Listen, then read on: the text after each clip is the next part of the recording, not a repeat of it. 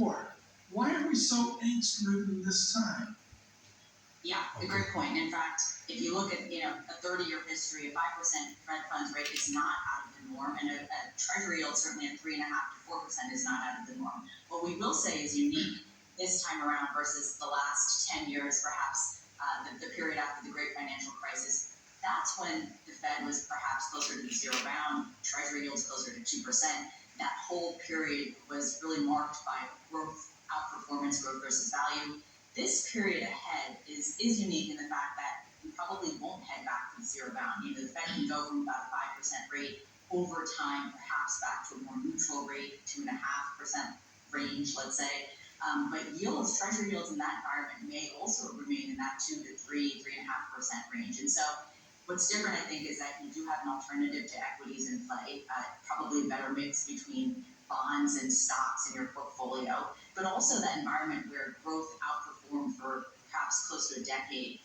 It may look a little different in the next decade ahead in that because yields are higher, we could get a better balance between growth and value as well. What if Evan Brown of UBS is right, and we avoid a recession next year, and that ends up being really negative in terms of creating higher rates for longer that leads into an over-indebted society, which a lot of people say is the case? How does that factor into your outlook?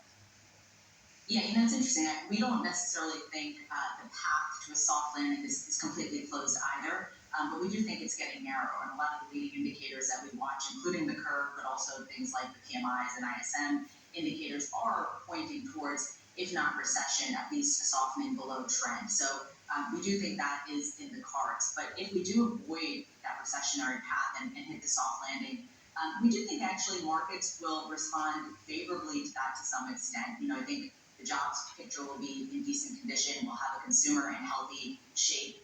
And in fact, you could get through this period.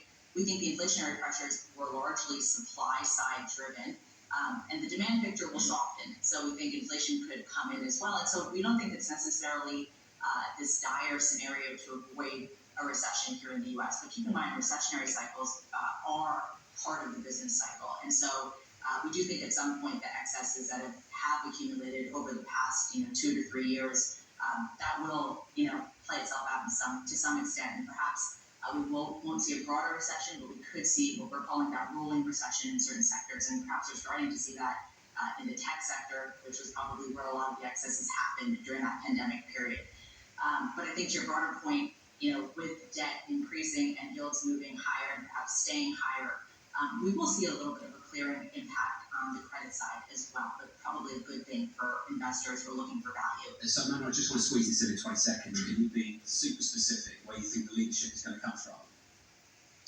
Yeah, we think heading into the year, we could still see this defensive value play have a little bit of legs because we are entering a period of potential downward momentum in the economy. But as we reemerge from that, we think the recovery playbook is back in play. Areas, parts of quality growth will probably take some leadership, but cyclicals and maybe even that small cap sector will return as well. So think about more balance in your portfolio heading into 2023. Well, thank you. That's what you want to. Too optimistic. Not a manager. For James, the constructive view. That was the constructive view on 23. Yes, we gotta do a shout out to these people that are resilient and didn't see the world coming. People like Vicky Chada, the Deutsche Bank and Mona, really framing out a more optimistic year coming off of where we are. I think he was framing that 47.50 Tom. By the S&P. Oh, okay. Stoltz. No, but I'm going to give him some slack on the timeline. Maybe it's June of next year, but I'm sorry. The gloom didn't occur. That's not cool. You give some slack on the timeline. You're going to push that view out 12 months, 18 months, and then say they will run 6 months. Push it out 6 months. Where's the holiday spirit? You want me to be kinder? I want you to be kinder. I'm kind about calls all the time. Come on, we had the June rally, and then granted, it was terrible. So they say that you're $1.20. It's not going to tell you when. Yeah. And then when it hits off, S&P 5,000. You better thank me. Well, at some point.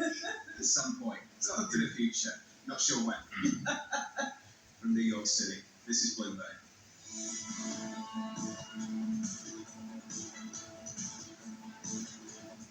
Keeping you up to date with news from around the world with the first word, I'm Lisa Mateo. Inflation in the Eurozone has slowed down for the first time in 1.5 years. The The reading for November was 10% less than the median estimate. That offers a glimmer of hope to the European Central Bank in its struggle to curb the worst inflation and consumer price shock in a generation. Federal Reserve Chairman Jerome Powell may cement expectations for a slower pace of interest rate hikes in the U.S. today. Powell speaks at an event in Washington. He may echo former Fed officials in signaling a half-point rise at their final meeting of the year. France's President Emmanuel Macron is now in the U.S. for the first White House state visit in more than 3 years. Thursday's dinner, hosted by President Biden, will celebrate the oldest U.S. alliance. It will be preceded by meetings with U.S. lawmakers and at NASA. Still, Macron is unhappy with the U.S. over several trade and defense issues.